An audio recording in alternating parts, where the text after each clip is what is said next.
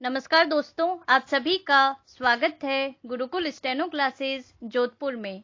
आपका डिक्टेशन शुरू होगा 5 सेकंड बाद। भारत में लोकतंत्र की सुदीर्घ परंपरा रही है। विराम वैदिक कालीन सभा समिति से प्रारंभिक परंपरा का निर्देशन इतिहास के अनेक कालखंडों में उपलब्ध होता है। विराम किंतु राजतंत्र और सल्तनतों को लंबा दौर भी इतिहास का सच है। विराम किसी भी देश की संस्कृति एक सुदीर्घ कालक्रम के अनेकानेक तार्किक एवं अतार्किक तत्वों से निर्मित होती चलती है। विराम शासन व्यवस्था के प्रारूप से लेकर जनसाधारण की जीवन शैली तक इसी में समाविष्ट है। विराम जब हम भारतीय लोकतंत्र में वंशवाद की जड़ों की बात करते हैं तो भूतकालीन समस्त सूत्रों के साथ एक समाजशास्त्रीय विश्लेषण एवं पड़ताल की आवश्यकता होती है। विराम राजनीति और समाज परस्पर अंतर्निर्भर इकाइयां हैं। विराम वंशवाद स्वयं में एक अलोकतांत्रिक शब्द है और भारत जिसे विश्व का सबसे बड़ा लोकतंत्र कहा जाता है वंशवाद का दंश झेल रहा है। विराम अंग्रेज सरकार से पहले राजाओं, शासकों, नवाबों का समय था। विराम राजा का बेटा ही राजा बनेगा, यही व्यवस्था थी, या वो व्यक्ति राजा बनता था जो राजा का वध करे या किसी षड्यंत्र के तहत उसे राजगद्दी से हटा सके। विराम राजतंत्र की इस व्यवस्था में कुछ ही लोग शामिल हो सकते थे, एक वो जो कि षड्यंत्रकारी थे या वो जो कि राजघराने में जन्मे थे। सामान्य जनता इन सब प्रपंचों से दूर रही। विराम कदाचित ये व्यवस्था भारतीयों के मन मस्तिष्क में इतने गहरे तक उतर गई कि आज के दौर में भी सामान्य व्यक्ति स्वयं को राजतंत्र से अलग थलग रखना ही हितकारी समझता है, और जब सामान्य व्यक्ति ही राजतंत्र से अलग हो तो सत्ता पर काबिज परिवारों की तो मौज आ ही जाती है। विराम जो व्यक्ति आज मंत्री है उसका पुत्र भी मंत्री होगा और फिर समय आने पर पुत्र का पुत्र भी, और यदि सब सही रहा तो ये परंपरा आगे की पीढ़ियां भी निभाएंगी। विराम ये भारत के लोकतंत्र का एक कटु सत्य है। विराम पैरा वंशवाद सत्तालोलुप परिवारों के लिए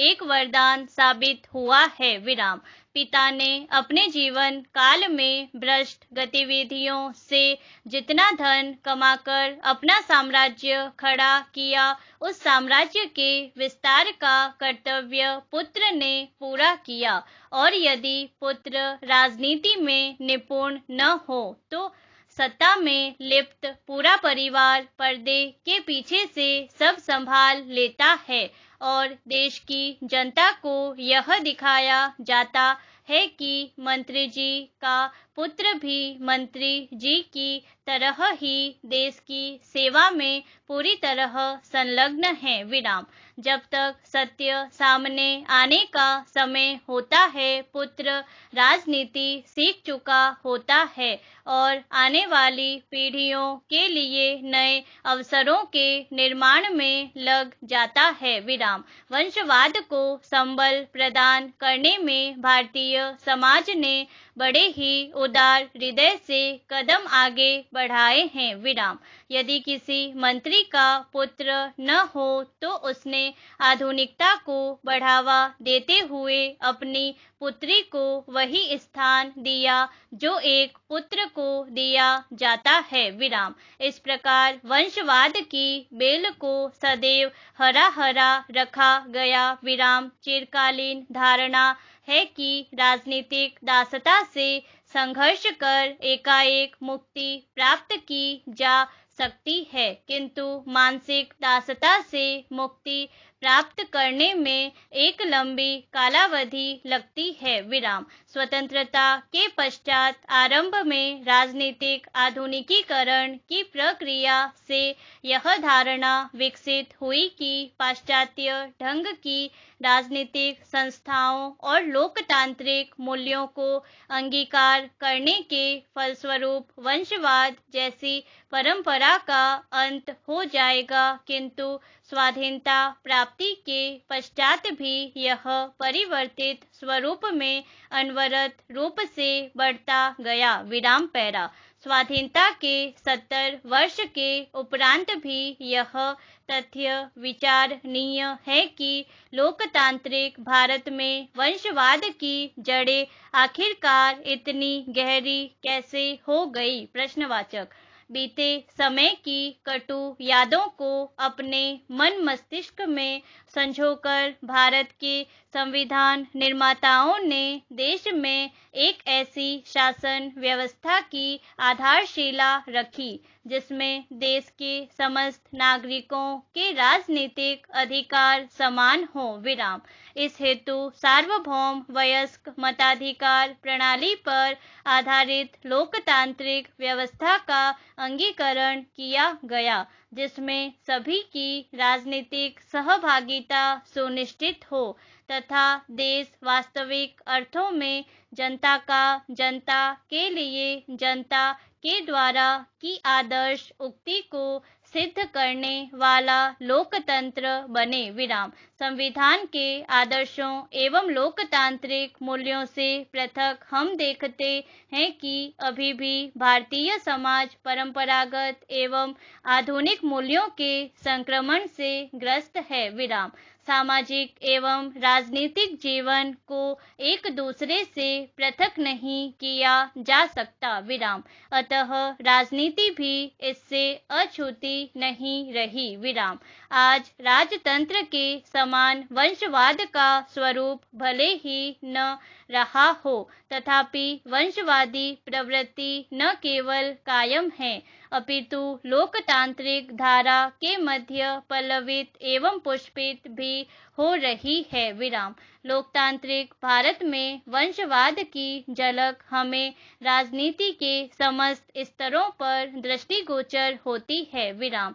केंद्र में 3 दशक तक सत्तासीन रहने वाले नेहरू गांधी परिवार की चौथी पीढ़ी भी राजनीति में कूद पड़ी है। विराम। राज्यों में क्षेत्रीय सत्रप भी अवसर को भुनाने में पीछे नहीं रहे। विराम। लाभ एवं भय की प्रेरणा ने राजनीति में क्षेत्रवाद एवं सामंतवादी शक्तियों को सक्रिय बना दिया और यह संकीर्ण दृष्टिकोण धीरे धीरे कालांतर में वंशवाद का एकमात्र अभिकर्ता बन गया। विराम। क्षेत्रीय नेतृत्वों के उभार ने लोगों के इस भय का लाभ उठाया कि उन्हें विकास के अवसर किस प्रकार प्राप्त होंगे। प्रश्नवाचक। कहीं उनकी पहचान विलुप्त न हो जाए। विराम। अतः विभिन्न क्षेत्रों में पहचान बनाने वाले लोगों की पीढ़ियां इसी कार्य में लगी हुई है। विराम पैरा। वर्तमान भारत के राजनीतिक दलों में से शायद ही कोई ऐसा दल दिखलाई पड़े जिस पर वंशवाद का दाग न लगा हो। विराम। कितने ही भ्रष्टाचार के मामलों में जिन लोगों के नाम उजागर होते हैं वो किसी न किसी प्रकार से मंत्रियों के परिवार जन या संबंधी होते हैं। विराम। पुत्र न हो तो भाई, भाई न हो तो भतीजा और यदि भरा पूरा परिवार हो तो पुत्र, पुत्रवधू, पुत्री, दामाद, भाई भतीजे सभी को सत्ता का सुख प्राप्त हो ही जाता है। विराम। ऐसे भी मामले सामने आए हैं कि मंत्री जी जेल यात्रा के दौरान अपनी अनपढ़ पत्नी को अपनी सत्ता सौंप गए और जेल यात्रा के पश्चात आकर अपनी सत्ता और अपना राजकाज संभाला। विराम। वंशवाद ने भारतीय राजनीति में सही गलत, नैतिक अनैतिक, तार्किक अतार्किक सभी दृष्टिकोणों को विकृत कर दिया। विराम। भारत में राजनीति से अधिक धन, बल और सुख देने वाला कोई अन्य व्यवसाय है ही नहीं। इसलिए मंत्रियों की अगली पीढ़ी भी इसे सहर्ष स्वीकार कर रही है। पूर्ण विराम।